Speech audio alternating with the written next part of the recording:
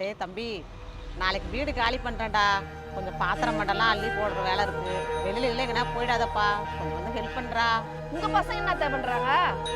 டேய் அவங்க night shift பார்த்துட்டு வந்து தூங்குறாங்கடி, அவங்களாம் டிஸ்டர்ப் பண்ண முடியுமா? டேய் நாளைக்கு ஓட்டி இருக்குன்னு சொன்னீங்க, போலியாடா நீ?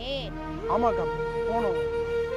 அத்தை, உங்க பசங்க இருக்கிற மாதிரி தான் அவனுக்கு ஓட்டிலாம் இருக்கு அத்தை. நாளைக்கு போகணும்னு சொன்னா அத்தை அவன். ஏண்டி என் பிள்ளைகளும் இவனும் ஒண்ணா?